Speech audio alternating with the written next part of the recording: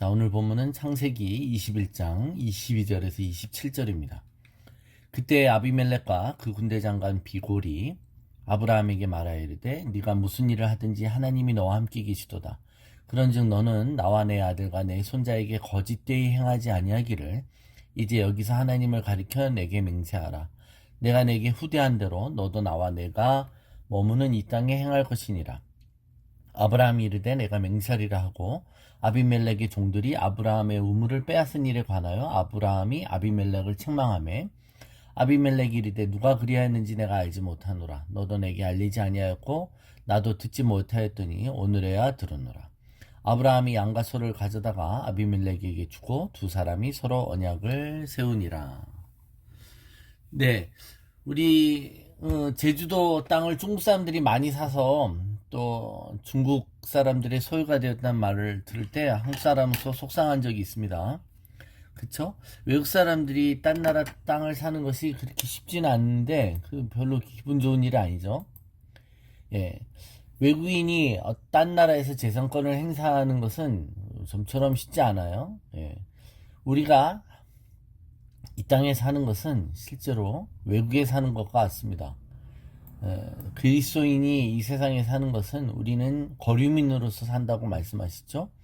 우리는 세상 가운데서 살아야 하고 그들에게 하나님 나라를 보여주고 하나님이 어떤 분이신지를 보여주는 의무와 사명이 있습니다. 그래서 예수님은 우리가 세상에서 나오기를 위해서 기도한 것이 아니라 세상의 악에서 보호받기를 기도하셨죠. 자, 아브라함은 우리가 잘 아시다시피 20장에 보면 자신이 있어야 될 곳에서 나와 남방 쪽으로 옮겨와서 블레셋의 그랄 땅에 이주하여 지내고 있었습니다. 그죠? 자신의 아내를 누이라고 속였지만 오히려 이 그랄에 있는 그랄 왕이 오히려 괜찮은 사람이어서 그 위기를 모면하죠. 예. 그런데 오늘 본문은 바로 그 그랄 왕이 아브라함을 찾아오는 것이죠. 근데 찾아와서 그에게 평화 조약, 불가침 조약을 맺자고 제안을 하는 것입니다.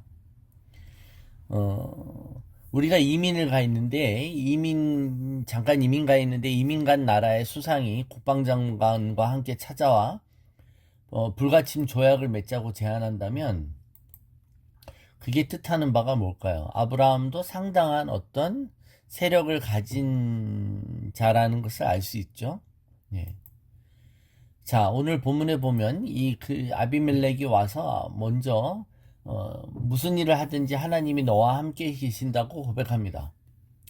근데 이 고백은 우리가 그냥 상투적이고 늘 하는 말처럼 의례적인 인사말이 아니었죠. 아브라함이 어딜 가든지 하나님이 항상 그를 돕고 계시다는 실질적인 하나의 신앙 고백과 같았습니다. 하나님이 함께 하신다는 걸 세상 사람들이 알았다는 것이죠. 하나님이 함께 하신다는 고백을 믿는 우리와 또 교회가 세상으로부터 듣기를 간구합니다. 아브라함이 그런 하나님이 늘 함께하는 사람이라는 걸 아비멜렉은 어떻게 알았죠? 그건 이미 20장의 스토리를 우리가 알고 있기 때문에 알고 있습니다.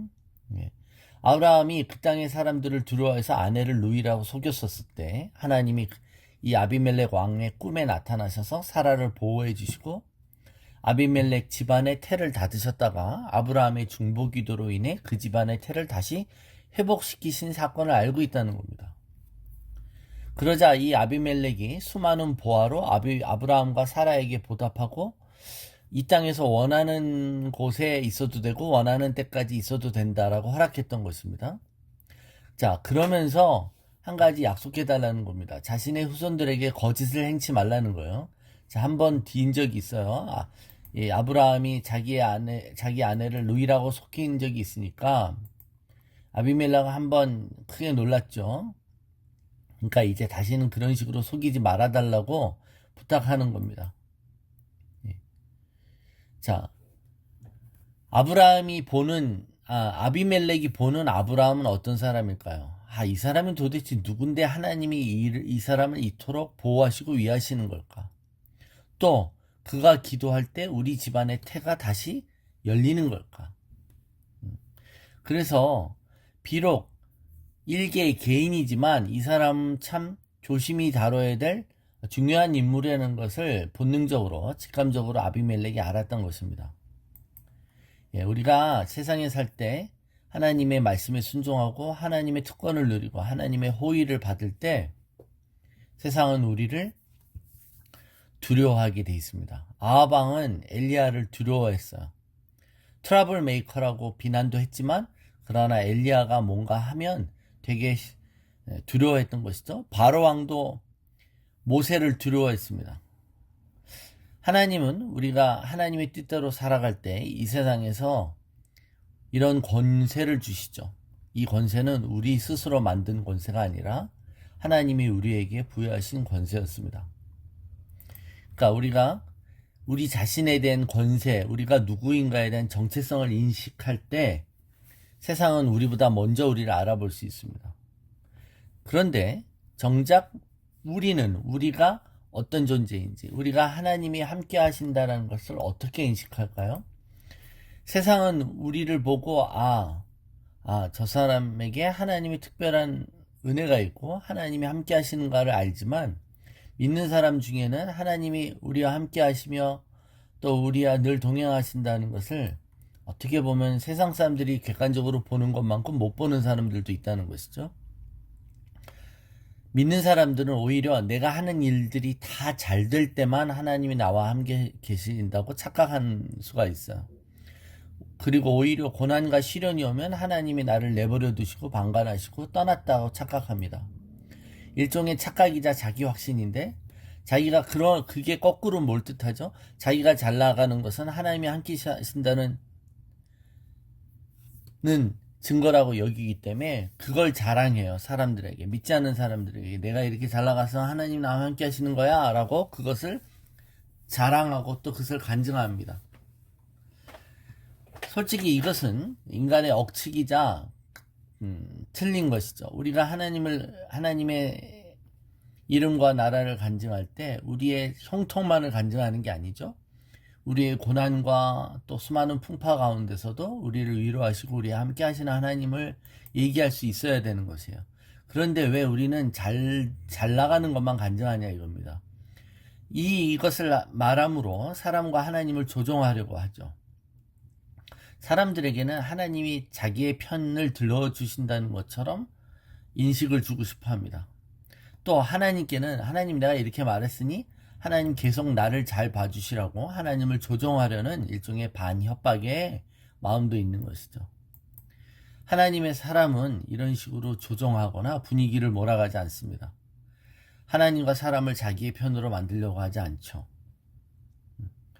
오직 하나님께 순종하고 의지할 뿐입니다. 자, 아비멜렉은 오늘 아브라함에게 한마디로 부탁하는 내용의 핵심은 내가 너한테 선대해 준 것처럼 너도 나에게 잘해주라는 거예요. 그러면서 동맹을 맺자는 것입니다. 불가침을 하자는 것이죠. 조약을 맺자는 거예요. 그러자 아브라함이 승리합니다. 승낙합니다. 네. 그런데 이 승낙을 하면서 아브라함이 한 가지 이제 딴지를 하나 걸죠. 아비멜렉을 책망하는데 그게 바로 아비멜렉의 종들이 자신의 우물을 빼앗았던 적이 있다는 겁니다. 자, 우물과 관련해서 아브라함의 어떤 전문 기술은 우물 파는 기술이었어요. 중동 지방의 메마른 땅에서 우물 파는 기술은 되게 부자가 될 수 있는 손의 지혜인 것이죠. 근데 우물을 파놨더니 그 우물이 너무 탐나니까 아비멜렉의 종들이 와서 그 우물을 뺏어갔다는 겁니다. 외국인이 와서 어떤 부동산을 소유했는데 국가가 그것을 강제로 수용했다는 거예요. 그걸 책망하니까 아비멜렉이 오리발을 내밉니다. 나는 몰랐다는 거예요. 모르긴 왜 몰랐겠어요. 자기의 종들이 아브라함의 우물을 약탈했다는 것은 이미 알고 온 것이죠. 근데 나도 오늘 알았다고 이렇게 발뺌하는 것이죠.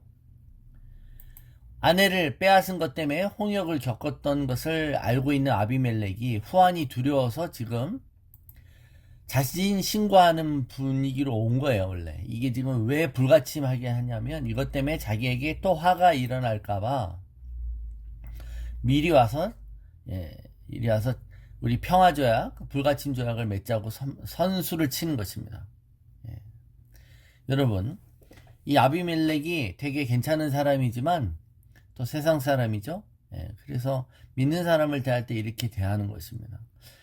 그러면 자, 우리가 여기서 무엇을 알 수 있습니까? 예.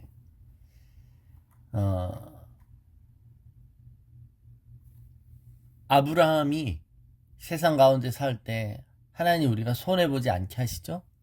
그죠? 우리가 순종할 때 우리에게 부어주십니다. 분명히 하나님이 우리에게 주신 호혜와 은혜가 분명히 있다는 것을 우리는 또 부인할 수 없어요. 예. 그래서 아까 우리는 형통할 때도 고난이 올 때도 하나님을 간증합니다만, 그러나 세상이 우리를 볼 때 그 권위를 느낀다는 겁니다. 형통할 때도 권위를 느끼고, 또 고난이 왔을 때도 굳건하고 담대하고 또 비굴하지 않는 모습을 보고 우리에게 있어서 권위를 느끼는 줄로 믿습니다. 그러자 그 양과 소를 가져다가 아비멜렉에게 이렇게 줍니다. 그죠? 이 계약을 맺을 때는 쌍방 간에 주고받는 거예요. 기브 앤 테이크가 있어요. 그런데 아브라함이 여기서 자신의 양과 소를 취하여 오히려 주죠. 일방적으로 은혜를 베푸는 것입니다. 예, 아브라함은 자신이 주고 있어요. 예, 그만큼 자기가 의도하고자 하는 바 자기가 베푸는 것이죠. 예. 오늘 아비멜렉이 아브라함을 찾아와서 말하는 이 대화를 우리가 묵상했습니다. 세상 사람들이 우리에게 와서 먼저 고개를 조아리며 또 말하지 않아도 우리가 이 세상에서 이미 승리했다라는 것을 증거하는 삶이 우리 삶에 있기를 원합니다. 우리가 이 세상에 아부하는 게 아니라 이 세상이 믿는 자들에게 아부하고 믿는 자를 감당치 못하는 그런 일들이 저와 여러분의 삶 가운데 오늘도 또 이번 한 주도 계속되기를 축원합니다.